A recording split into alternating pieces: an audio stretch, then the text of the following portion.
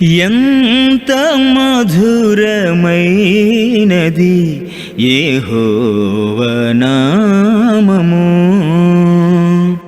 మీ అందరికీ ప్రభు రక్షకుడైన యేసుక్రీస్తు వారి నామంలో వందనాలు తెలియజేస్తూ ఉన్నాం. ఆత్మీయ ఎదుగుదలను మనము అధ్యయనం చేస్తూ ఉన్నాము. మానవుడు అంటే కేవలం శరీరం మాత్రమే కాదు, మానవుడు అంటే ఇతర జీవులన్నింటికీ కూడా ఉన్నట్లు భౌతిక శరీరము మరియు ప్రాణము. అయితే ఈ భౌతిక శరీరము ప్రాణముతో కూడా ఆత్మ ఒకటి ఉంది అనేటువంటి విషయాన్ని గమనించాం. ప్రతి మనిషికి కూడా, స్త్రీలకు పురుషులకు అందరికీ కూడా ఈ ఆత్మ ఉంటుంది అనేటువంటి విషయాన్ని గమనించాం.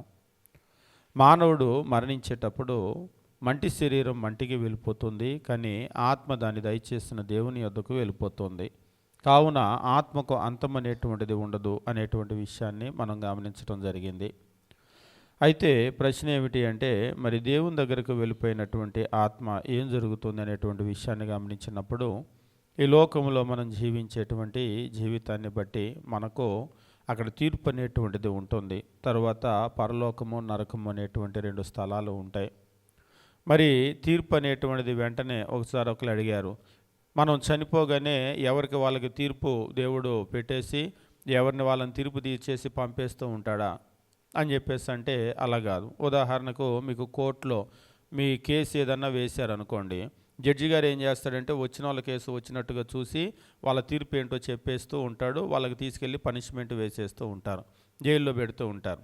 కానీ మంద అలా కాదు. చనిపోయిన వాళ్ళకి చనిపోయినట్లుగా ఆయన సింహాసనం మీద కూర్చొని ఎవరిది వాళ్ళకి తీర్పు తీర్చేసి పంపించేసేయటం కాదు. వాళ్ళందరినీ కూడా ఏం చేస్తున్నాడంటే, వాళ్ళందరినీ కూడా, మృతులందరూ కూడా ఒక లోకం పెట్టి ఆ మృతుల లోకంలో ఆయన ఉంచుతూ ఉన్నాడు. దాన్నే మనం గమనించేటప్పుడు లూకా సువార్త మనం చూసినట్లయితే 16వ అధ్యాయం మనం చూసినప్పుడు 19వ వచనం నుంచి లాజరు ధనవంతుని గురించిన వచ్చిన భాగాల్లో కనబడుతూ ఉంటుంది. పాతాళము అని చెప్పేసి అంటూ ఉంటాడు. అంటే అదృశ్య లోకము, కంటికి కనబడినటువంటి ఒక లోకం ఉంది. ప్రకటన గ్రంథంలో దాన్ని మృతుల లోకము అని అంటూ ఉంటాడు. అక్కడికి వెళ్తూ ఉన్నారు. వెళ్ళి అక్కడ వారందరూ కూడా క్రీస్తు ప్రభు 2వ రాకడ వరకు వేచి ఉండటం జరుగుతుంది. ఆ తర్వాత క్రీస్తు ప్రభు 2వ రాకడలో అందరినీ కూడా ఒక్కసారే ఆయన ఎదుటకు తీసుకొని వస్తారు. మనకి మత్తయి సువార్త 25వ అధ్యాయంలో తెలియజేస్తాడు. 25వ అధ్యాయం మనం గమనించినప్పుడు అందరూ కూడా ఆయన ఎదుటకు తేబడినప్పుడు ఆయన వారందరినీ కూడా 2 గుంపులుగా విభజిస్తూ ఉన్నాడు. 1 నీతిమంతులు, 2 అనీతిమంతులు అని చెప్పేసి అంటూ ఉన్నాడు. కాబట్టి మనకు మత్తయి సువార్త 25వ అధ్యాయము మనం చూసినప్పుడు 33వ వచనం దగ్గర నుంచి 46వ వచనం వరకు ఈ విషయాలను స్పష్టంగా తెలియజేస్తూ ఉంటాడు.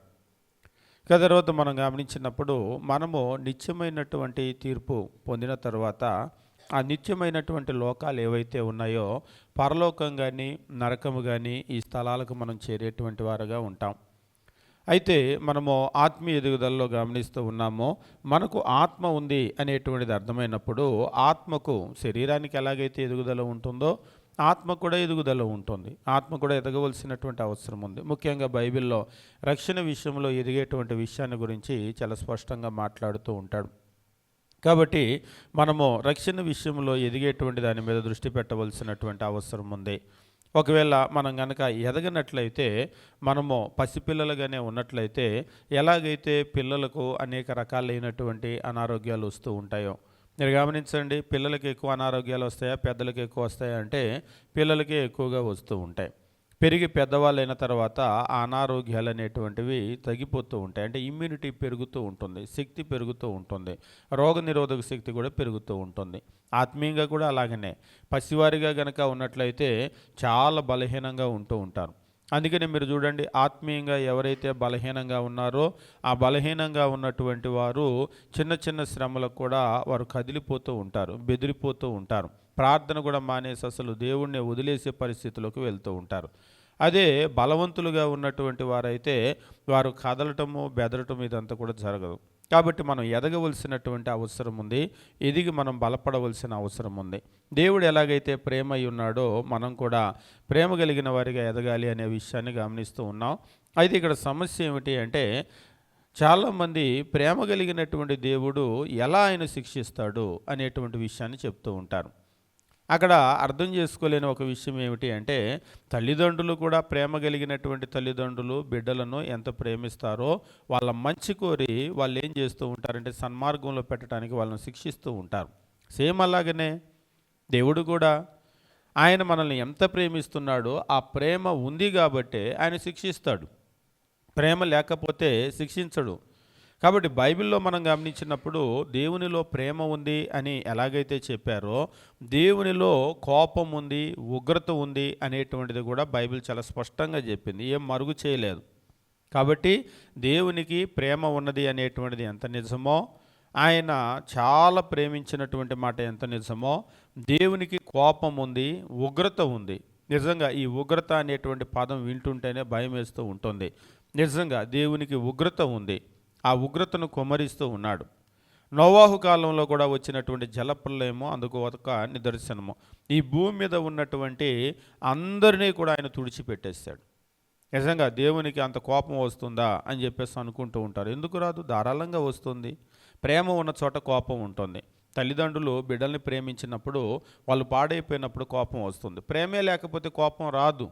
ఇది ద్వేషం కాదు, లేకపోతే శత్రువులు చూపించేటువంటి ద్వేషమో శత్రువులు నాశనం చేయటమో కాదు.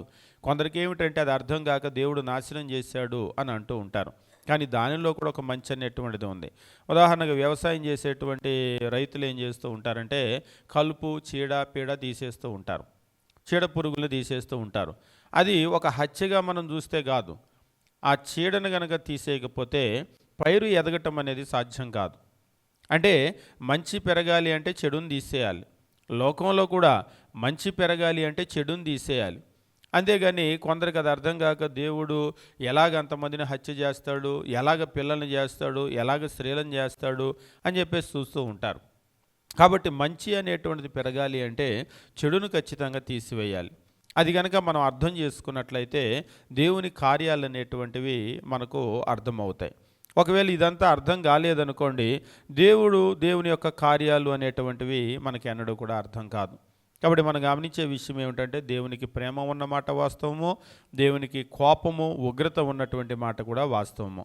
కాబట్టి దేవుడు ఆయన చెప్పేటువంటివన్నీ కూడా కేవలం బెదిరింపులు కాదు. నమ్మి బాప్తిసం పొందినవాడు రక్షింపబడును, నమ్మని వానికి శిక్ష విధింపబడును అంటే అది బెదిరింపు కాదు. లేదంటే పాత నిబంధనలో కూడా ఇజ్రాయేలీలకు దేవుడు తన యొక్క ఆజ్ఞలు ఇచ్చినప్పుడు వాళ్ళకి చాలా స్పష్టంగా తెలియజేస్తూ ఉంటాడు. ద్వితీయోపదేశకాండము మనం గమనించేటప్పుడు ఇజ్రాయేలీలకు తన ఆజ్ఞలను ఇచ్చినటువంటి దేవుడు తన యొక్క మాటలు చాలా స్పష్టంగా చెప్తూ ఉంటాడు. ద్వితీయోపదేశకాండము 29వ అధ్యాయం మనం గమనించేటప్పుడు ద్వితీయోపదేశకాండము 29వ అధ్యాయము మనం గమనించినప్పుడు 24వ వచనం నుంచి మనం చూసినట్లయితే, యెహోవా దేని బట్టి ఈ దేశం ఇట్లు చేసెనో ఈ మహాకోపాగ్నికి హేతువేమో అని చెప్పుకొందరు.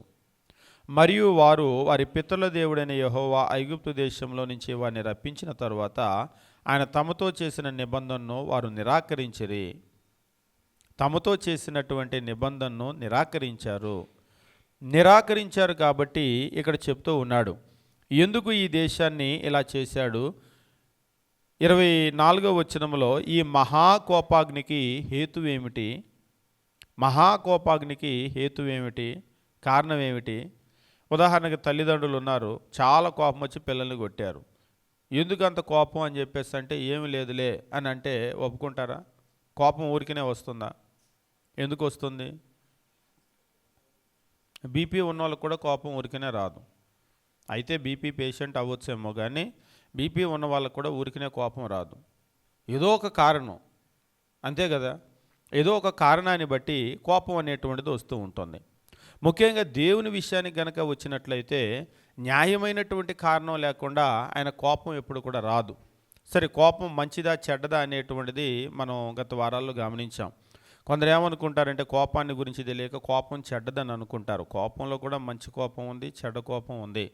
అంటే కోపంలో మంచి కోపం ఉంటుందని అంటారు. ఖచ్చితంగా మంచి కోపం ఉంది. మంచి కోపం ఎప్పుడూ ఉండాలి. మీరు పిల్లల మీద ఎప్పుడు కోపపడలేదనుకోండి, తప్పు చేసినప్పుడు కూడా కోపపడలేదనుకోండి, వాళ్ళు ఇంకా తప్పు చేస్తారు, చెడిపోతారు. కాబట్టి కోపం అనేటువంటిది మీరు చూడండి, పిల్లల మీద ఎప్పుడైతే కోపడ్డారో వాళ్ళు ఆపేస్తారు. అల్లరి చేసేవాళ్ళు ఏయ్ అనగానే మీరు మీ ఫేస్ అంతా కూడా మారిపోయింది అనుకోండి, కోపం వచ్చిందనుకోండి, వెంటనే వాళ్ళు చూస్తారు, వద్దులే పరిస్థితి బాగలేదు ఇప్పుడు ఆగిపో అని చెప్పేసి వాళ్ళు ఆగిపోతారు. మీరు కోపడకపోతే ఆగరు. అలాగనే ఒక తరగతిలో కూడా క్లాసులో కూడా టీచర్ కోపపడగానే వెంటనే స్టూడెంట్స్కి అర్థమవుతుంది, ఆగిపోతారు. కోపమే లేదంటే చెడు అనేటువంటిది ఆగదు. కాబట్టి కోపం అనేటువంటిది, మంచి కోపం అనేటువంటిది ఎప్పుడు కూడా ఉండాలి. దానివల్ల మంచి జరుగుతూ ఉంటుంది. అందుకే బైబిల్లో చెప్తాడు, కోపపడుడి కానీ పాపం చేయకూడదు అని అంటూ ఉంటాడు. కాబట్టి కోపంలో కూడా మంచి కోపం, క్రీస్తు ప్రభు కోపాన్ని కనుక చూసినట్లయితే మంచి కోపం అంటే బెస్ట్ ఎగ్జాంపుల్ ఎప్పుడు కూడా క్రీస్తు ప్రభువే. ఆయనకు కూడా కోపం వచ్చింది. ఎప్పుడు కోపం వచ్చినా కానీ బాగు చేసేవాడు, ఏదో ఒకటి బాగు చేసేవాడు. అంతేగాని కోపం వచ్చినప్పుడు ఏదో ఒకటి నాశనం చేయలేదు. కానీ మనకు వచ్చేటువంటి కోపాలు ఏం చేస్తుంటాయంటే, కోపం వచ్చినప్పుడల్లా ఏదో ఒకటి నాశనం అయిపోతూ ఉంటాయి. కానీ అటువంటి కోపాన్ని గురించి చెప్పలేదు. కోపం వచ్చినప్పుడు ఎప్పుడు కూడా మంచి చేయాలి, మంచి కొరకే కోపం రావాలి. కాబట్టి కోపం తప్పు అనేటువంటిది కొంతమంది యొక్క చెడ్డ అభిప్రాయం, దురభిప్రాయం. కోపాన్ని గురించి వాళ్ళకి అవగాహన ఉండదు, అన్నీ అరాకొర అనే అవగాహన ఉంటాయి. ఆ అరాకొర అవగాహనతోనే వాళ్ళు ఏంటో జడ్జిమెంట్ ఇచ్చేస్తూ ఉంటారు. దేవుడు ఎట్లా కోపపడతాడండి అన్నాడు ఒక ఆయన. ఎందుకు కోపపడకూడదు అంటే, కోపం అంటే తప్పు కదా అని అంటున్నాడు. నువ్వు అనుకున్నావా తప్పని? దేవునికి చెప్పే అంత స్థాయిలో మనమున్నామా? అసలు ఏది మంచి ఏది చెడు అనేటువంటిది నువ్వు నేర్పితే నేర్చుకునే స్థితిలో దేవుడు ఉన్నాడా? కాబట్టి మనుషులు ఏం చేస్తూ ఉంటారంటే, వాళ్ళెంత, వాళ్ళ జ్ఞానం ఎంత అనేటువంటిది ఆలోచన చేయకుండా దేవునికి సలహాలు సూచనలు ఇచ్చేటట్లుగా దేవుడు అలా చేయటం తప్పు కదా, దేవుడు ఇలా చేయటం తప్పు కదా అని అంటూ ఉంటారు. మీరు యూట్యూబ్లలో కూడా చూస్తూ ఉండండి. కొంతమంది దేవుడు అలా చేయటం తప్పు, ఎలా చేయటం తప్పు అంటే, నువ్వు దేవుడికి మించిన వాడివా? నువ్వు దేవునికి మించిన జ్ఞాని అయితే దేవుడు చేసింది తప్పు ఒప్పు అనేటువంటిది నువ్వు చెప్పగలుగుతావు. నువ్వు దేవునికి మించిన జ్ఞాని కానప్పుడు నువ్వు దేవుడు చేసేటువంటిది తప్పు పట్టడానికి అవకాశమే లేదు. కాబట్టి మన చిన్న జ్ఞానంతో ఆ విషయాలన్నీ కూడా మనం ఆలోచన చేసి మనం జడ్జిమెంట్ ఇచ్చేటువంటి పరిస్థితి కాదు.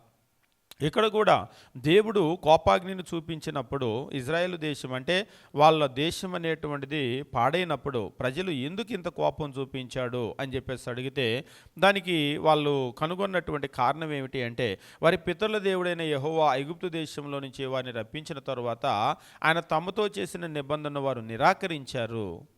ఆ నిబంధనను మీరిపోయారు కాబట్టి ఆయన కోపం వచ్చింది. ఇప్పుడు మీ పిల్లలు చెప్పిన మాట వినకపోతే మీకు కోపం వస్తుంది. ఇక్కడ కూడా దేవుడు చెప్పినటువంటి మాటను వారు వినలేదు కాబట్టి వారికి కోపం వచ్చింది.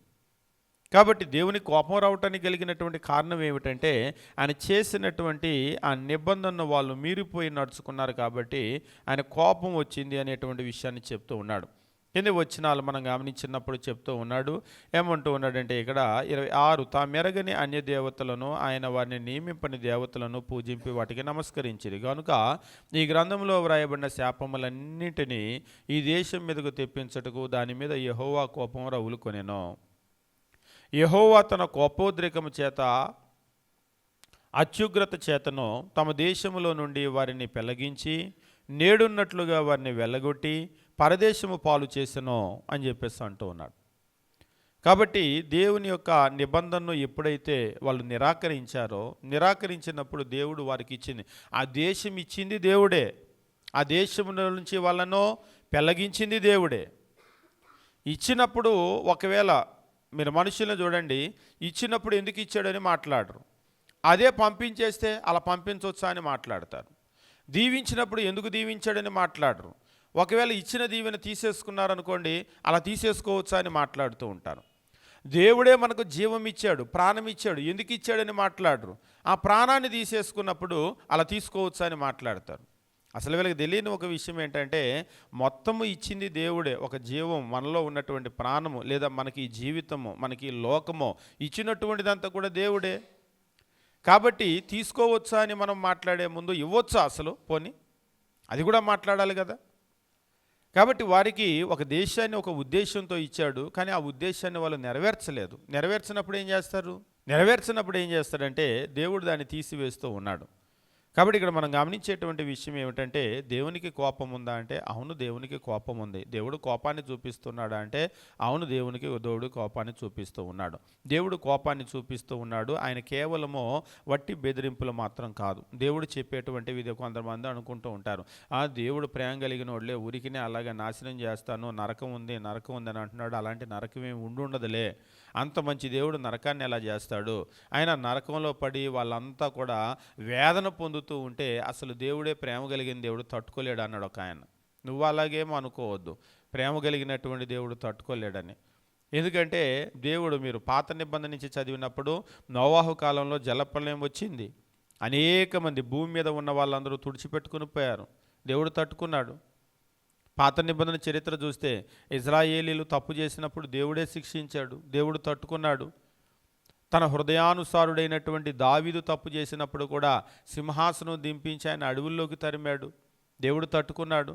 ఆకలితో కాళ్ళకి చెప్పులు లేకుండా ఆయన అడవుల్లో నడిచినప్పుడు దేవుడు చూసి తట్టుకున్నాడు.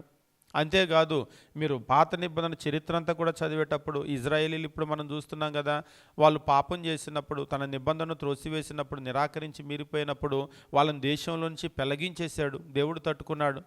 ఇంకా మరి కనుక గమనించినట్లయితే విలాపవాక్యాలు పుస్తకం చూసినప్పుడు దేవుడు ఎంత చూసి తట్టుకోగలడో ఆయన మనసు అర్థమవుతుంది. ఆయన ప్రేమించేటప్పుడు ఎంత ప్రేమిస్తాడో శిక్షించేటప్పుడు కూడా అంత శిక్షిస్తూ ఉంటాడు. ఆయన చూసి తట్టుకోగలడు. అంతేగాని దేవుని మెత్తని గుండెలే ఆయన తట్టుకోలేడులే, నరకం అనేటువంటిది అసలు ఆయన చేసే ఉండడు, ఊరికినే బెదిరించడానికి అలాగా చెప్తున్నాడు అని నువ్వు భ్రమపడొద్దు. నిజంగా నరకం అనేటువంటిది ఉంది. అబద్ధం చెప్పడం దేవునికి చేత కాదు. అబద్ధం ఆడుటకు ఆయన నరమాతుడు కాదు. ఆయన చెప్పాడు అంటే నిజమే. నరకం ఉందంటే నరకం ఉంది, నిజమది, 100% నిజము. నరకం ఇలా ఉంటుంది అంటే అలానే ఉంటుంది. అగ్ని ఆరదు, పురుగు చావదు, అక్కడ ఏడ్పును పండ్లు కొరుకుటను ఉండును అంటే నిజంగా అక్కడ అంత వేదన ఉంటుంది. 100% నిజం. అంతేగాని అందులో 0.001% కూడా తగ్గేదేమీ ఉండదు. లేదా అందులో దేవుడు చెప్పిన దానిలో దేవుడు అంత చెప్పాడు కానీ 0.1% తక్కువ ఉందండి అనటానికి కూడా ఉండదు. ఆయన అక్కడ ఎంతైతే ఉందో అంత ఆయన చెప్తూ ఉన్నాడు. కాబట్టి మనం గమనించవలసిన విషయం ఏమిటంటే దేవుడు ఖచ్చితంగా శిక్ష వేస్తాడు, బెదిరింపు కాదు. అయితే దేవుడు విధించేటువంటి శిక్షను కనుక మీరు చూసినట్లయితే ఆయన శిక్ష అనేటువంటిది ఒకటి ఈ లోకంలో, 2 రాబోయే లోకంలో. మరొక రకంగా చెప్పాలి అంటే ఒకటి శరీరానికి వేస్తున్నాడు, 2 ఆత్మ కూడా వేస్తూ ఉన్నాడు. మీరు దేవుని యొక్క శిక్షలు కనుక మీరు చూసినట్లయితే ఆయన కేవలం బెదిరించటం మాత్రము కాదు, ఆయన శిక్ష విధిస్తూ ఉన్నాడు. శిక్ష విధించినప్పుడు కొంతమంది ఏమనుకుంటారంటే అదంతా అక్కడికి వెళ్ళాక కదా అప్పుడు చూసుకుందాంలే అని అంటూ ఉంటారు. అక్కడికి వెళ్ళాక కాదు, ఇక్కడ కూడా ఉంది. నిజంగా ఇక్కడ గనక శిక్ష లేకపోతే అంతా అక్కడికి వెళ్ళాకే చూసుకుంటే 100% ఈ లోకంలో ఎవరు భయపడాల్సిన అవసరమే లేదు. కానీ నిజమేమిటి అంటే దేవుడు శిక్షించేటువంటిది ఈ లోకంలో కూడా ఆయన శిక్షిస్తూ ఉన్నాడు.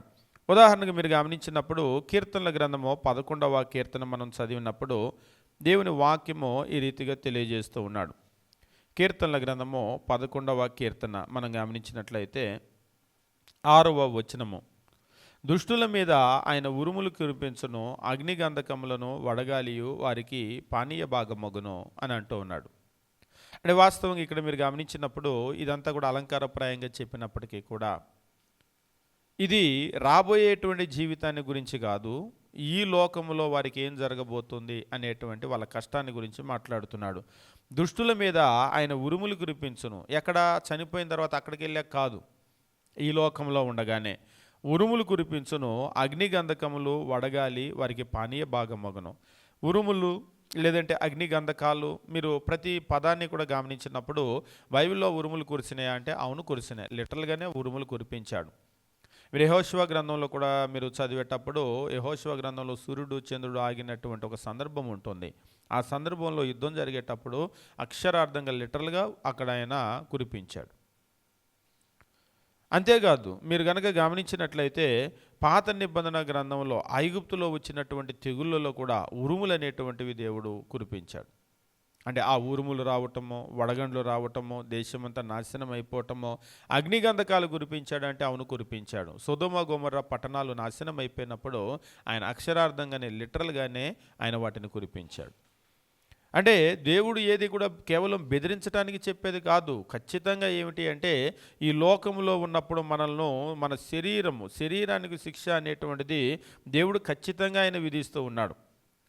32వ కీర్తన మనం గమనించినప్పుడు ఇక్కడ చెప్తూ ఉంటాడు. 32వ కీర్తన 10వ వచనము, భక్తిహీనులకు అనేక వేదనలు కలుగుచున్నవి. Many sorrows shall be to the wicked. Many sorrows, చాలా వేదనలు భక్తిహీనులకు. Many sorrows shall be to the wicked. ఎవరైతే భక్తిహీనులుగా ఉన్నారో వాళ్ళకి చాలా వేదనలు కలుగుతూ ఉన్నాయి.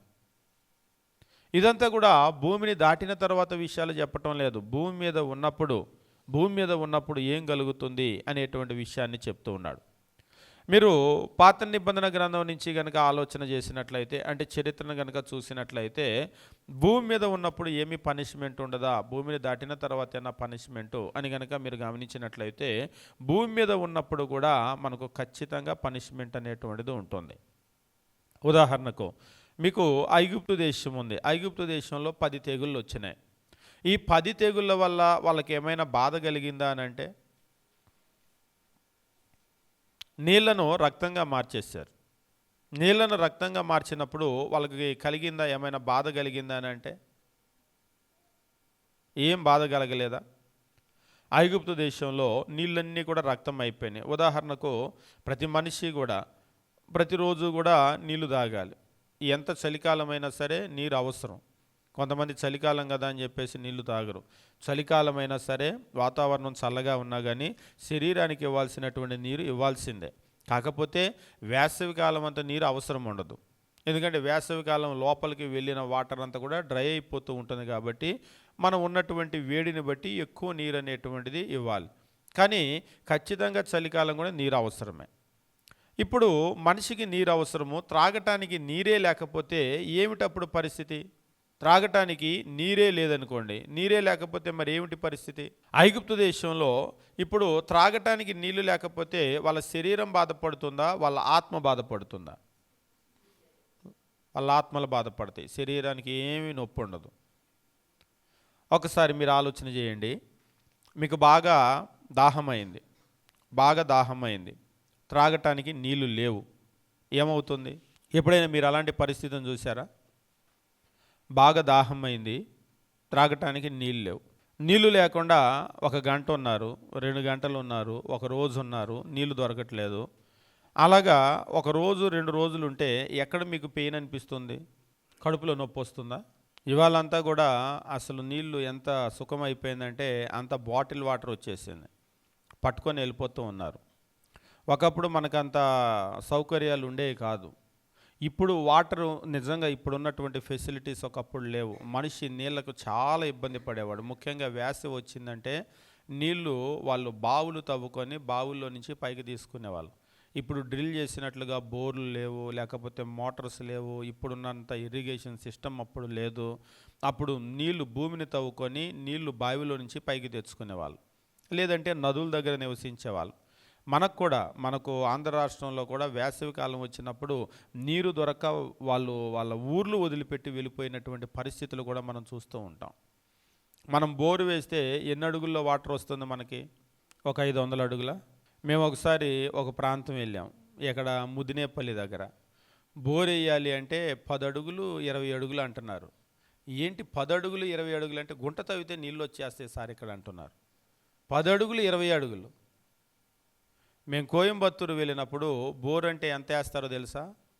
1000 అడుగులు, 2000 అడుగులు. నేను విన్నప్పుడు ఆశ్చర్యపోయాను. 1000 అడుగులు 2000 అడుగులు అని ఈజీగా వెళ్ళిపోవాలి అని చెప్పేసి అన్నారు. ఈజీగా 1000 అడుగులు పైన వెళ్ళిపోవాలట. 1000 అడుగులు పైన వెళ్తేనే వాటర్ అంట. అంటే భూమిలో ఎక్కడుంది వాటర్ అసలు? అదంతా కూడా ఇండస్ట్రియల్ ఏరియా. అయితే మనిషి ఇప్పుడు ఏంటంటే వచ్చిన సౌకర్యాన్ని బట్టి భూమిని తవ్వుకొని 1000 అడుగులైన లోపలికి వెళ్ళిపోయి అక్కడి నుంచి నీరు తెచ్చుకుంటున్నాడు. ఒకప్పుడు అదంతా లేదు. నిజంగా 1000 అడుగులు 2000 అడుగులు బోర్లు మిషన్స్ కాబట్టి డ్రిల్ చేస్తున్నాయి, కానీ బావులు తవ్వాలంటే అవుతాయా? 1000 అడుగులు ఒకవేళ బావి తవ్వి ఒకవేళ తాడు వేసి 1000 అడుగుల్లో నుంచి లాగాలంటే నీరు అవుతుందా? ఇప్పుడు వాస్తవంగా మనం గమనించినప్పుడు ఐగుప్తు దేశంలో వచ్చినటువంటి ప్రతి తెగులు వెనక కనుక మీరు చూసినట్లయితే నీళ్ళన్నీ కూడా రక్తంగా మారిపోయినప్పుడు వాళ్ళ శరీరానికే ఇబ్బంది. అంటే దేవుడు వాళ్ళ శరీరాన్ని పనిష్ చేశాడా అంటే అవును, ఖచ్చితంగా శిక్షించాడు. అంతేకాదు మీరు కనుక గమనించినట్లయితే రక్తము, అక్కడ విపరీతమైనటువంటి రక్తము, మొత్తం అంతా కూడా త్రాగటానికి నీళ్లు లేనటువంటి పరిస్థితులు. నిర్గమకాండము 7వ అధ్యాయము మనం గమనించినప్పుడు ఇక్కడ చెప్తూ ఉంటాడు. 7వ అధ్యాయము 20వ వచనము మరియు 21వ వచనం గమనించినప్పుడు, యెహోవా ఆజ్ఞాపించినట్లు మోషే అహరోనులు చేసిరి. అతడు ఫారో ఎదుట అతని సేవకులు ఎదుట తన కర్రను పైకెత్తి ఏటి నీళ్లను కొట్టగా ఏటి నీళ్ళన్నీ రక్తంగా మార్చబడెను. ఏటిలోని చేపలు చచ్చెను, ఏరు కంపు కొట్టెను. బాగా గమనించండి, ఐగుప్తీయులు ఏటి నీళ్లు త్రాగలేకపోయిరి అని చెప్పేసి అంటూ ఉన్నాడు. ఐగుప్తు దేశం అందంతటా రక్తము ఉండెను అని చెప్పేసి అంటున్నాడు.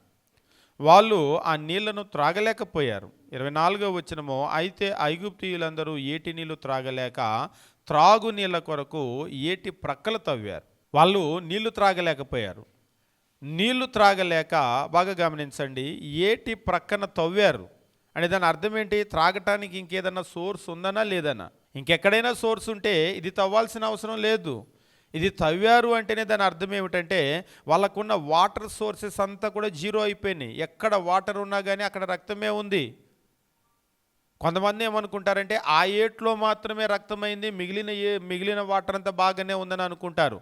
నిజంగా వాళ్ళు ఏటి పక్కన త్రవ్వారు అన్నటువంటి మాటను ఆలోచన చేస్తే ఇంకెక్కడైనా వాటర్ కనుక త్రాగగలిగిన వాటర్ ఉంటే వాళ్ళు త్రవ్వుకోవాల్సిన పని లేదు.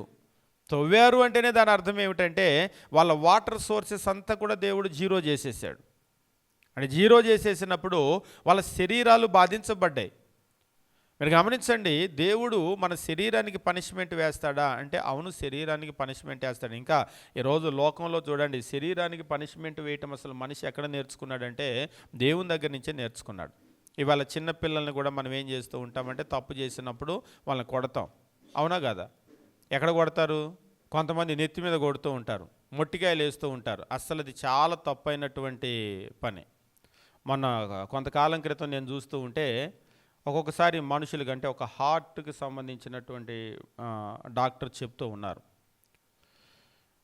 బ్రెయిన్కి సంబంధించిన డాక్టర్. వాళ్ళు ఏం చెప్తూ ఉన్నారంటే ఒక పేషెంట్ ఇలాగనే వచ్చినప్పుడు పక్షవాతం వచ్చిందట. పక్షవాతం రావడానికి కలిగినటువంటి కారణాలు ఏంటి అని చెప్పేసి చూసినప్పుడు మసాజ్ అంటే కొంతమంది సలూన్స్కి వెళ్ళి మసాజ్ చేయించుకుంటూ ఉంటారు తల మీద. వాళ్ళ బుర్ర మీద పెడేలు మనకు కొట్టేస్తారు.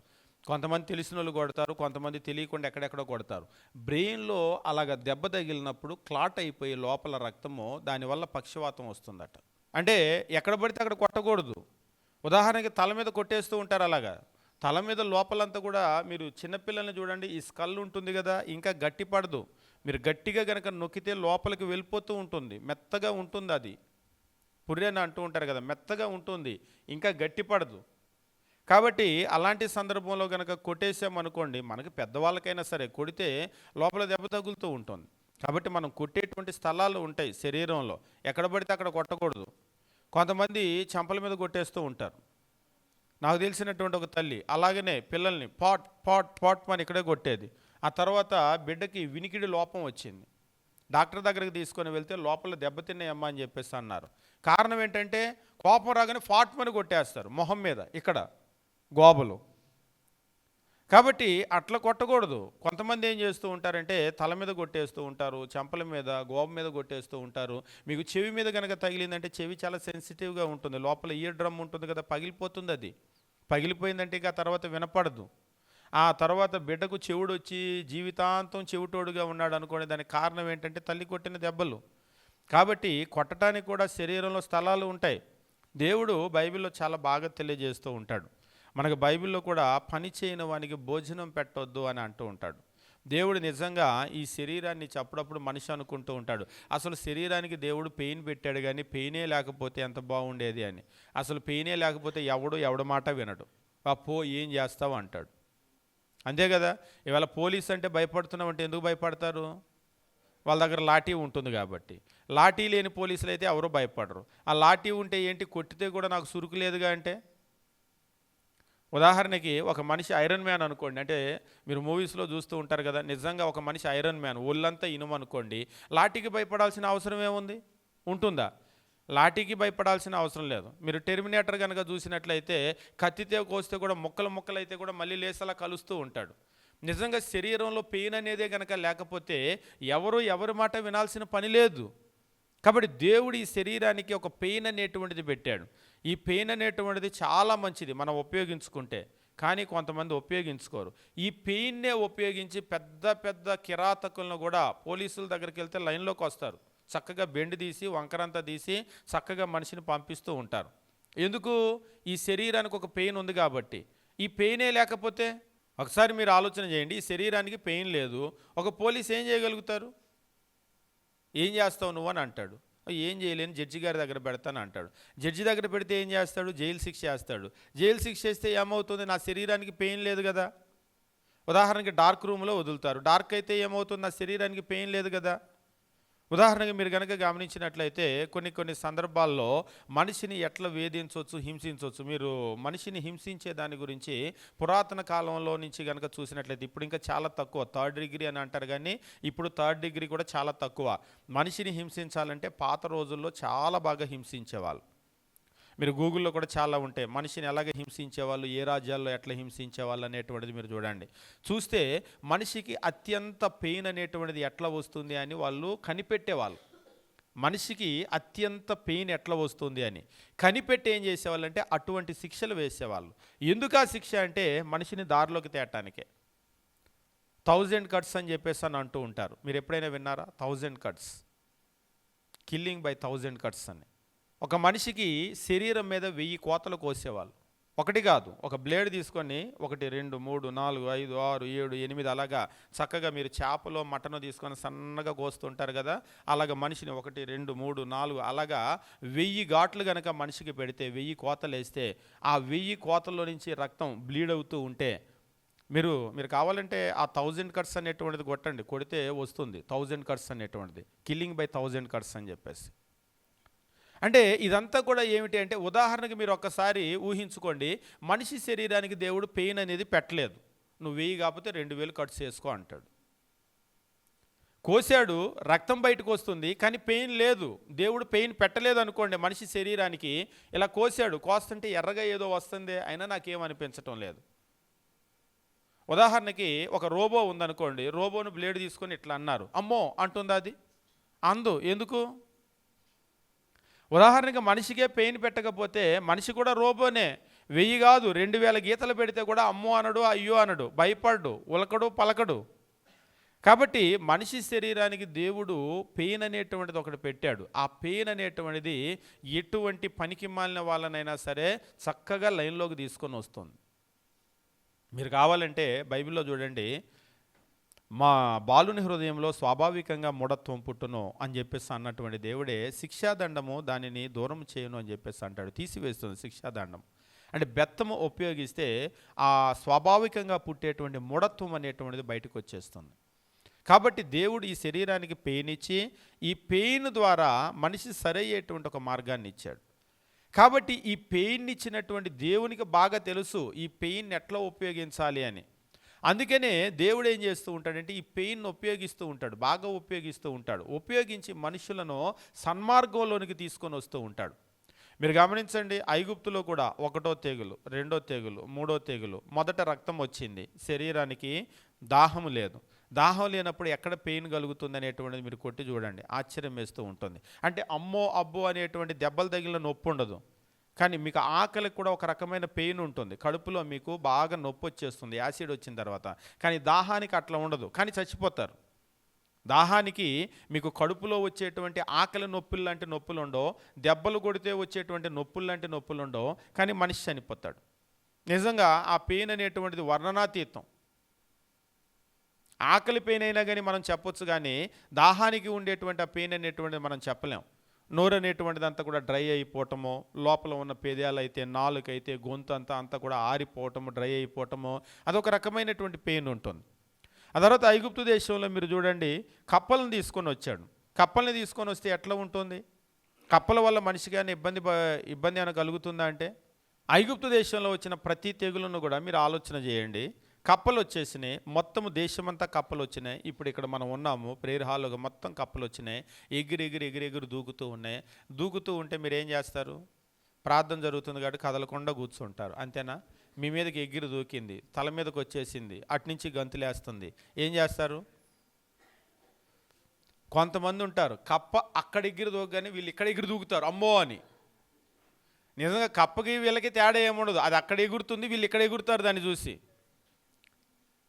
నిజంగా ఆ కప్పలు వచ్చినప్పుడు ఐగుప్తు దేశంలో ఒక మాట చెప్తూ ఉంటాడు. ఆ కప్పల వాళ్ళని ఎంతగా హింసించినాయంటే నిర్గమకాండము 8వ అధ్యాయము మనం గమనించినప్పుడు 8వ అధ్యాయంలో దేవుని వాక్యం ఈ రీతిగా తెలియజేస్తూ ఉంటాడు.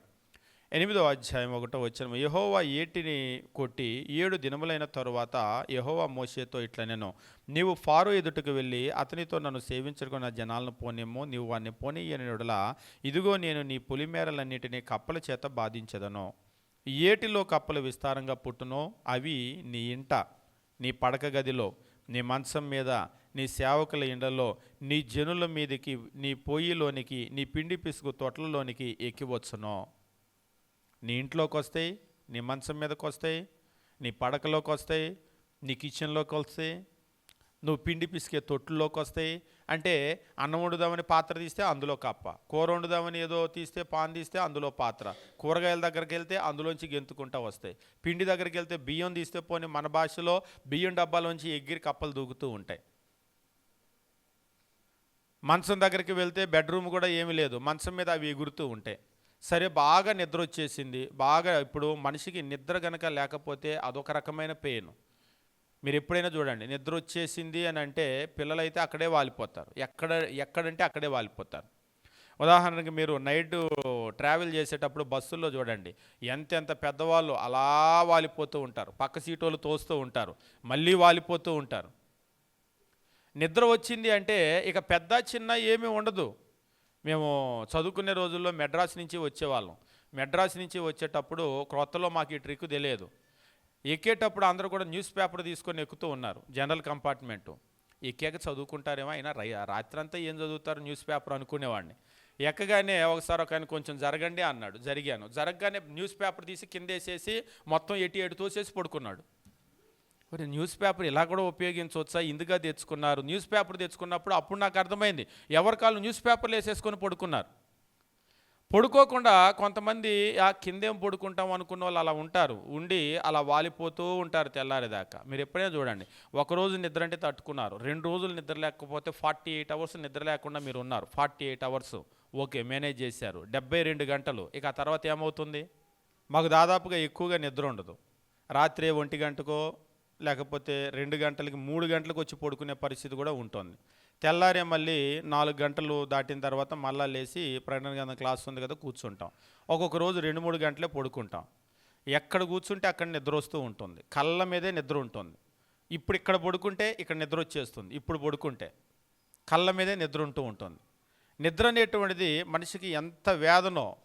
ఒక్కొక్కసారి డ్రైవింగ్ చేసేటప్పుడు కూడా నిద్రలు వచ్చేస్తూ ఉంటాయి, కళ్ళు మూసి తెరిచేలోపు వెళ్ళిపోతూ ఉంటాయి. మనిషి ఆకలి అంటే కూడా కాసేపు ఆగగలడేమో, కానీ నిద్ర అంటే ఇక మన కంట్రోల్లో ఉండదు, మన బాడీ వెళ్ళిపోతూ ఉంటుంది అలాగా.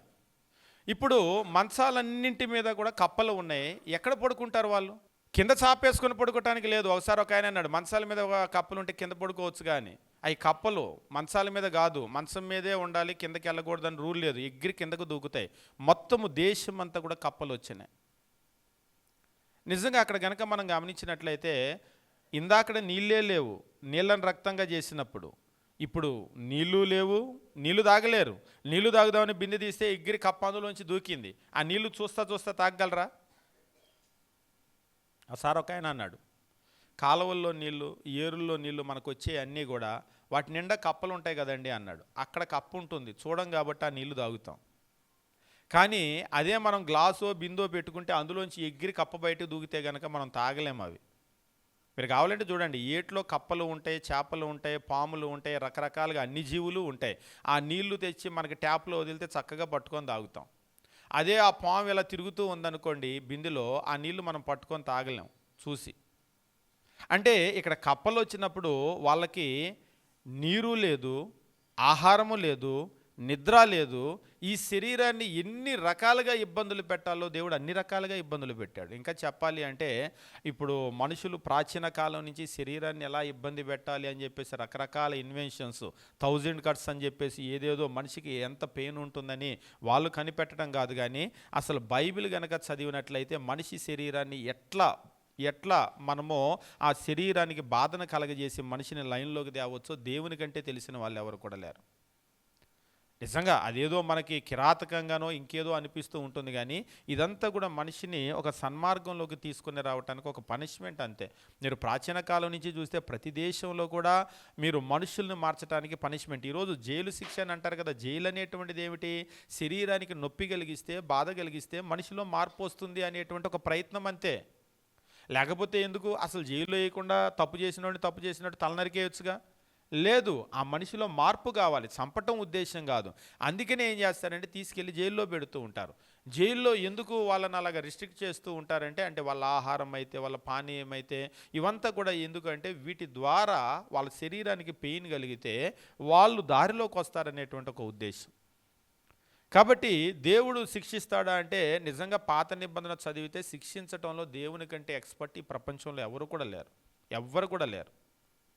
మీరు గమనించండి, ఎట్లాంటి కిరాతకులైనా సరే మారినటువంటి పరిస్థితులు. ఫారో ఎంత కఠినమైనటువంటి మనిషి, చివరికి ఏమన్నాడు?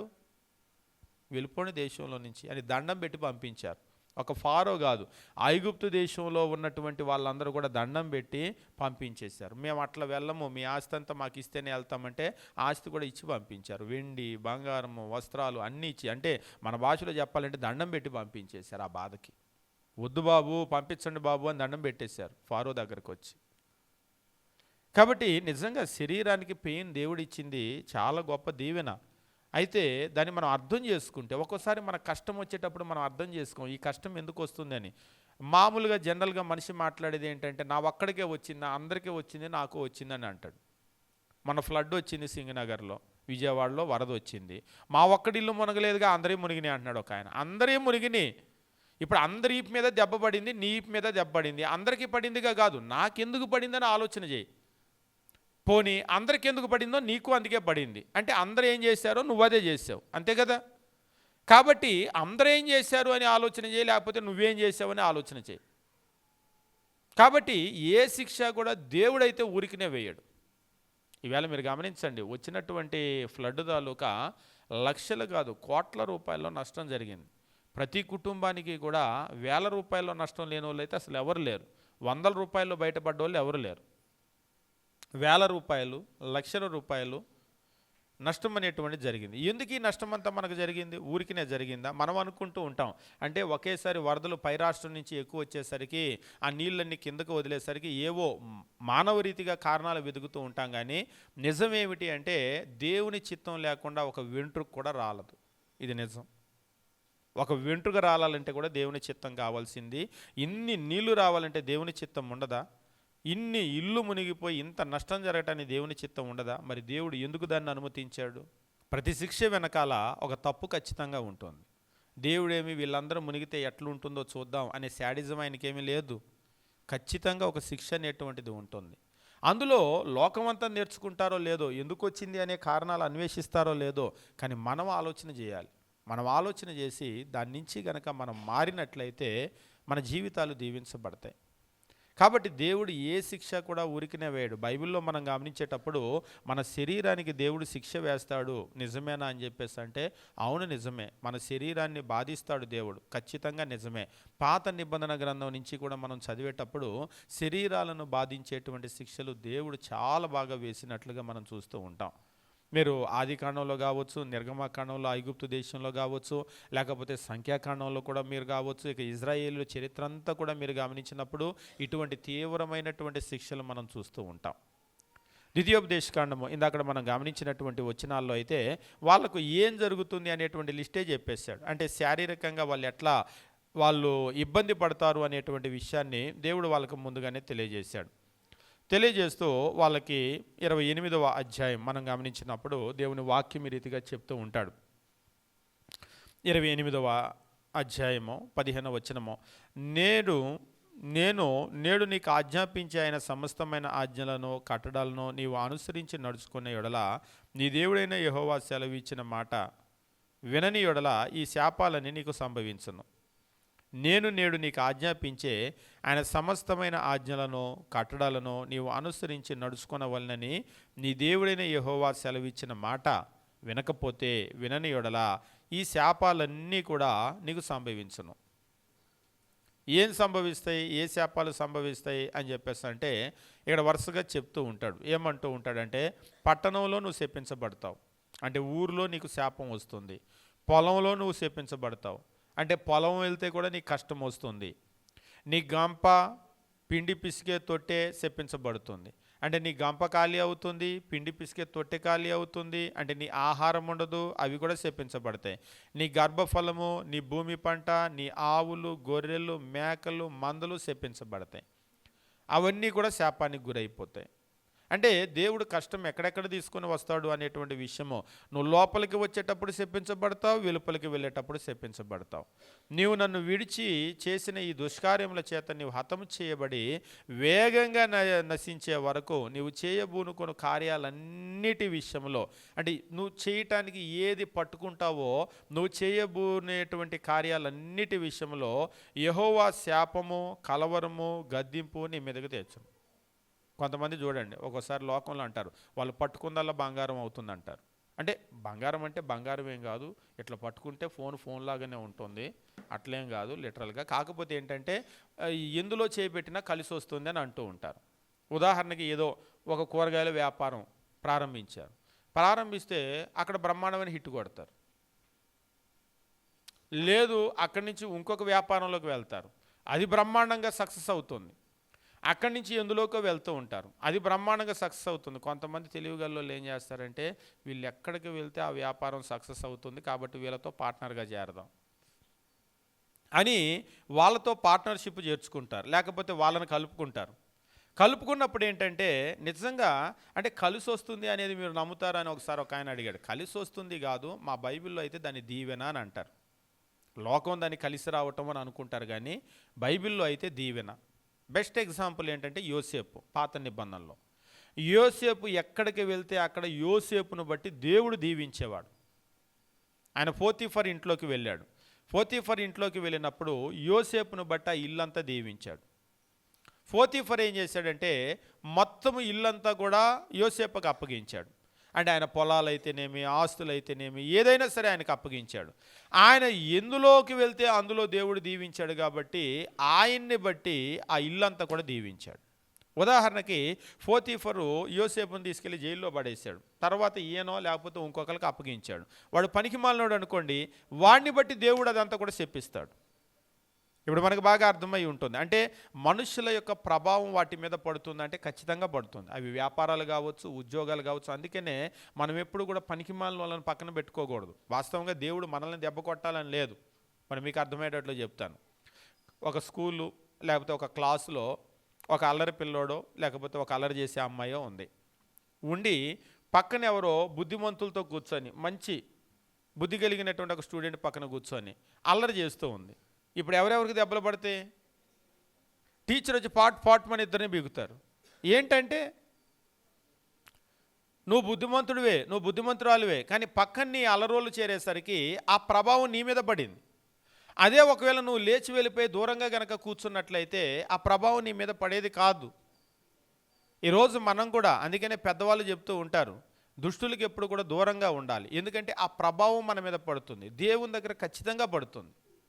మీరు పాత నిబంధన గ్రంథంలో కనుక గమనించినట్లయితే ఒకసారి మీరు ఇజ్రాయేలు రాజుల చరిత్ర, యూదా రాజుల చరిత్ర మీరు గమనించినప్పుడు దేవుడు యూదా రాజులు బాగానే ఉన్నప్పుడు వాళ్ళని దీవించాడు. కానీ ఎప్పుడైతే ఇజ్రాయేలు రాజులతో జతకట్టారో వాళ్ళు కూడా పాడైపోయారు. యూదా రాజ్యం నాశనం అవటానికే కలిగిన కారణం ఏంటి అని చెప్పేసి రంధ్రాన్వేషణ కనుక చేసి ఎందుకు ఎక్కడ యూదా రాజ్యం పాడైంది అని కనుక మీరు చూసుకుంటూ వెళ్తే ఆహాబు భార్య యెజెబెలు మీ అందరికీ కూడా బాగా తెలుసు కదా. వాళ్ళకు పుట్టినటువంటి ఒక కూతురు ఉంది. ఎవడైనా సరే ఆ కూతుర్ని కోడలుగా తెచ్చుకుంటాడా? ఆ కూతుర్ని కోడలుగా తెచ్చుకున్నారు యూదా రాజ్యం. రాజు కూతురు కదా, వాళ్ళు మనం వియ్యం అందుదామని. ఆమె వచ్చిన తర్వాత స్టార్ట్ అయింది వీళ్ళకి ఆ శాపం. అంటే ఆ ప్రభావం అనేటువంటిది ఒక భర్త మీదో ఒక కుటుంబం మీద కాకుండా ఒక దేశం మీద పడింది. కాబట్టి మనం గమనించే విషయం ఏమిటి అంటే ఆశీర్వాదము శాపము ఈ రెండు నిజము. దేవుని యొక్క ఆజ్ఞలు ఎవరైతే వాళ్ళు గైకుంటూ ఉంటారో దేవుడు వాళ్ళని దీవించేటువంటి దేవుడు ఎంత నిజమో, వదిలిపెట్టేసినప్పుడు ఆ శాపం కూడా ఉంటుంది. పొరపాటున మనం వదిలిపెట్టిన వాళ్ళం కాకపోయినా మనం వెళ్ళి వదిలిపెట్టిన వాళ్ళతో జతగట్టామనుకోండి, ఆ ప్రభావం మన మీద పడుతుంది. కాబట్టి మనం ఏం చేయాలంటే దుష్టులకు దూరంగా ఉండాలి అని లోకంలో చెప్పే మాట బైబిల్లో కూడా మనకు వర్తిస్తుంది. దుష్ట సాంగత్యము మంచి నడవడిని చెరిపివేయను అని చెప్పేసి అంటూ ఉంటాడు. కాబట్టి మనం చాలా దూరంగా ఉండవలసినటువంటి అవసరం ఉంది. దేవుడు మన శరీరాన్ని పనిష్ చేస్తాడా, శిక్షిస్తాడా అంటే అవును, ఖచ్చితంగా శిక్షిస్తాడు. మీరు ఇక్కడ ఇచ్చినటువంటి లిస్ట్ అంతా కూడా గమనించినట్లయితే ద్వితీయోపదేశకాండంలో మనం త్రాగే నీళ్లు, మనం తినే ఆహారము, మనం నివసించే ఇల్లు, లేదంటే మనము సాగు చేసుకునేటువంటి పొలము, మొత్తము మన చుట్టూ ఉన్నటువంటి ఇది అది అనేటువంటిది లేకుండా మన చుట్టూ ఏదైతే ఉంటుందో ప్రతి దాన్ని కూడా, ఇంకా ఒక మాటలో చెప్పాలంటే ఎక్కడ చేయబెడితే అక్కడ నాశనమే. కొంతమంది ఉంటారు ఎక్కడ చేయబెడితే అక్కడ నాశనమే. అలాంటి వాళ్ళని మనం పార్ట్నర్గా కలుపుకున్నాం అనుకోండి, ఏమవుతాం? లోకంలో దాన్ని ఐరన్ లెగ్ అని అంటూ ఉంటారు. అట్లా చెప్తే మీకు బాగా అర్థమవుతుందేమో. వాళ్ళు ఎక్కడికి వస్తే అక్కడ నాశనమే అవుతూ ఉంటుంది అనమాట. అంటే దేవుని యొక్క శాపం వాళ్ళ మీద ఉంది. మీరు ఇదంతా నమ్ముతారా అన్నాడు ఒక ఆయన. ధారాళంగా నమ్ముతాం. నిమ్మకాయలు నమ్మము, మిరపకాయలు నమ్మము, గుమ్మడికాయలు గట్టాలి ఇవన్నీ నమ్మము. తూతూ తూతూ అని డిష్ తీసేటువంటిది నమ్మము. లేకపోతే కొంతమంది ఏం చేస్తారంటే ఉప్పు తీసి నిప్పులో విసిరేస్తారు. ఉప్పు నిప్పు అని అంటారు కదా, నిప్పులోకి వెళ్తే పాట్ మని పేలిద్ది, చూసావా ఎంత డిష్ తగిలిందో అంటారు. డిష్ తీయకుండా కూడా వట్టి ఉప్పుని తీసి మీరు నిప్పుల్లో విసిరండి, పాట్ మని పేలిద్ది. అదంతా డిష్ ఉన్నట్టు కాదు. ఈ నిమ్మకాయలో, గుమ్మడికాయలో, మిరపకాయలో వీటినైతే మేము నమ్మం, కానీ ఆశీర్వాదము శాపం అనేటువంటిది నిజం. దేవుడు శిక్షిస్తాడనేటువంటి నిజం. దేవుని శాపం ఎవరికైతే ఉంటుందో వాళ్ళు ఎందులో చేయి పెట్టినా నాశనం అయిపోతారు నిజం. లోకం దాన్ని ఐరన్ లెగ్ అనవచ్చు, వాళ్ళు ఏదైనా పేరు పెట్టుకోవచ్చు, కానీ అలా జరగటం అనేటువంటిది నిజం. వాళ్ళు ఎందులోకి వెళ్తే అందులో దేవుడు చెప్తూ ఉంటాడు. మీరు గమనించండి, 28వ వచనంలో ఒక మాట చెప్తూ ఉన్నాడు. ఏమని అంటూ ఉన్నాడంటే 28వ అధ్యాయం మనం గమనించేటప్పుడు దేవుడు వారిని నాశనం చేసే వరకు 19వ వచనం, 20వ వచనం, 28వ అధ్యాయం, నువ్వు లోపలికి వచ్చినప్పుడు శపించబడదువు, వెలుపలికి వెళ్ళినప్పుడు శపించబడదువు, నీవు నన్ను విడిచి చేసిన దుష్కార్యముల చేత నువ్వు హతము చేయబడి వేగంగా నశించే వరకు, అంటే నువ్వు నాశనం అయిపోయే వరకు నువ్వు చేయబూనుకొను కార్యాలన్నిటి విషయంలో యెహోవా శాపమో, కలవరమో, గద్దింపు నీ మీదకు వచ్చును. నువ్వు చేయబూనుకునేటువంటి కార్యాలన్నిటి విషయంలో కూడా, అంటే నువ్వు ఎందులో చేయి పెడితే అందులో, చేయి కూడా కాదు, నువ్వు ఎందులో ఏలు పెడితే అందులో దేవుని శాపం వస్తూ ఉంటుంది. ఇదిగో నేనున్నానని నీ వెనకాలే వస్తూ ఉంటుంది. లోకంలో అంటూ ఉంటారు వస్తూ శని వెంట పెట్టుకొని వచ్చారని. అంటే శని ఉన్నాడు అనేటువంటిది మనం నమ్మం, కానీ శాపం ఉంది అనేటువంటిది మాత్రం మనం నమ్ముతాం. అయితే దానికి వాళ్ళు పేరు పెట్టేటువంటిది ఏంటంటే రకరకాల పేరు. అంటే శని కూడా కరెక్టే అన్నమాట, పేరు తప్పుగానే అంటున్నాడు ఒక ఆయన. అట్లా మనం చెప్పలేదు, దాని గురించి మనం ఏం చెప్పలేదు, కానీ శాపం ఉంది అనేటువంటిది మాత్రం మనం చెప్తూ ఉన్నాము. ఆశీర్వాదం ఉందనేటువంటిది ఎంత నిజమో, శాపం ఉంది అనేటువంటిది అంత నిజమో. దేవుడు దీవిస్తాడు అనేటువంటిది ఎంత నిజమో, దేవుడు శపిస్తాడు అనేటువంటిది అంత నిజమో, దేవుడు శిక్షిస్తాడు అనేటువంటిది అంత నిజమో. కాకపోతే ఇక్కడ మనం గుర్తించవలసిన విషయం ఏమిటంటే ఎప్పుడు దేవుడు శపిస్తాడు, ఎందుకు దేవుడు శపిస్తాడు అనేటువంటి ఆ విషయాన్ని గమనించి దాన్ని సరి చేసుకున్నట్లయితే మన జీవితాలు దీవించబడతాయి. కాబట్టి దేవుడు మనకు ఒక శరీరాన్ని ఇచ్చాడు, ఈ శరీరానికి ఒక పెయిన్ పెట్టాడు. ఆ పెయిన్ అనేటువంటిది నిజంగా చాలా మంచిది. ఈ పెయిన్ మనకు కలగకూడదనే దేవుడు కోరుకుంటున్నాడు. మీరు పిల్లల్ని పెంచేటప్పుడు మీ పిల్లలకి నొప్పి కలగకూడదనే మీ కోరిక, కానీ తప్పు చేసినప్పుడు మీరే కొడతారు. కొంతమంది అయితే వాతలు కూడా పెడతారు, కొంతమంది అయితేనేమో గుర్తుండాలని చెప్పేసి వాతలు కూడా పెడుతూ ఉంటారు. అవును, మన పిల్లలకి నొప్పి కలగకూడదు అని కోరుకునేటువంటి మనము ఎందుకు వాళ్ళకి నొప్పి కలిగిస్తాం? ఒకసారి ఒకళ్ళు అంటున్నారు, అందుకే నేను కొట్టనండి, మా అమ్మగా అయ్యగా అని చెప్పేసి బతిలాడతాను అని అంటున్నారు. అమ్మగా అయ్యగా అని చెప్పేసి బతిలాడితే మాట ఎప్పుడు కూడా వినరు. మీరు కావాలంటే పిల్లల్ని మీరు బతిలాడి చూడండి, బతిలాడితే మాట వినరు. లోకంలో మోటు సామెత ఒకటి చెప్తూ ఉంటారు, మనిషికో మాట గొడ్డుకొక దెబ్బ అని అంటూ ఉంటారు. గొడ్డుకొక దెబ్బ, అమ్మగా అయ్యగా అంటే గొడ్డు మాట ఏందో, పాట్మని కొట్టాలి, కొడితేనే మాట వింటుంది. మనిషి కూడా మనిషిలాగా ఉంటే మాట సరిపోతుంది, కానీ మనిషి కూడా గొడ్డులాగా అయితే. కొంతమంది పిల్లలు ఉంటారు, నోటితో చెప్తే వినరు. అందుకనే వాళ్ళకి కర్రో బెల్టో పెట్టుకుంటారు. అరే నువ్వు నోటితో చెప్తే వినే రకం కాదురా, రా అని పిలుస్తూ ఉంటారు. నిజంగా కొంతమంది నోటితో చెప్తే వినరు, పాట్మని ఒకటి పెగ్గానే వెంటనే లైన్లోకి వచ్చేస్తూ ఉంటారు. కాబట్టి మనకి ఈ శరీరానికి దేవుడు నొప్పిని పెట్టింది నిజంగా చాలా గొప్ప దీవెన. కాకపోతే కొంతమంది తల్లిదండ్రులు దాన్ని ఉపయోగించుకోరు. వద్దులే, ఎందుకులే పిల్లలు కొట్టడం అని అంటారు. మీరు పిల్లల్ని గనక కొట్టకపోతే, ఆ శరీరానికి ఇచ్చిన నొప్పిని ఉపయోగించుకోకపోతే, రేపు ఆ పిల్లల జీవితం పాడైపోతుంది. మీరే చూసి బాధపడాలి. అట్లని తల మీద కొట్టేయటమో, లేకపోతే బుర్ర పగలు కొట్టేయటమో, గోబల పగలు కొట్టేయటమో, ఇలాగా వాళ్ళ శరీర అవయవాలు డ్యామేజ్ చేయాలని మనం చెప్పడం లేదు. కొట్టేటప్పుడు కూడా వాళ్ళకు ఎలా కొట్టాలనేటువంటి దేవుడు చెప్తూ ఉంటాడు. బెత్తము ఉపయోగించిన వాడు. ఎప్పుడు కూడా మనం కొట్టాలంటే చేత్తో ఎప్పుడు కొట్టకూడదు. చేత్తో కొడితే చచ్చిపోతారు కూడా పిల్లలు. తగలరాని చోట తగిలితే అని అంటూ ఉంటారు. మీరు ఎప్పుడైనా కొట్టాలనుకున్నప్పుడు ఎంత కోపం వచ్చినా చేతులతో కొట్టేది. కొంతమంది గుద్దేస్తూ ఉంటారు, కడుపులో గుద్దేస్తూ ఉంటారు. చిన్న పిల్లలు కడుపులో తగలరాని చోట కనుక తగిలితే చచ్చిపోతూ ఉంటారు పిల్లలు. అలా దెబ్బ తగిలి చచ్చిపోయిన పిల్లలు కూడా ఉన్నారు. అట్లెప్పుడు కూడా కొట్టకూడదు చేత్తో. మీకు ఎంత కోపం వచ్చినా కానీ మీ బీపీ కొంచెం అలా ఆపుకొని వెళ్ళి కర్ర తెచ్చుకోండి. లేకపోతే అందుకనే కొంతమంది ఏం చేస్తారంటే గదికి ఒక బెల్ట్ పెట్టుకుంటారు, ఎక్కడ కోపం వస్తే అక్కడ బెల్ట్ తీసుకోవటానికి. లేకపోతే గదికి ఒక కర్ర పెట్టుకోండి. ఆ కర్ర కూడా లాఠీల్లాగా గట్టిగా ఉండి ఇరిగిపోయే కర్రలు కాదు, మెత్తగా ఫ్లెక్సిబుల్గా ఉండేటువంటివి.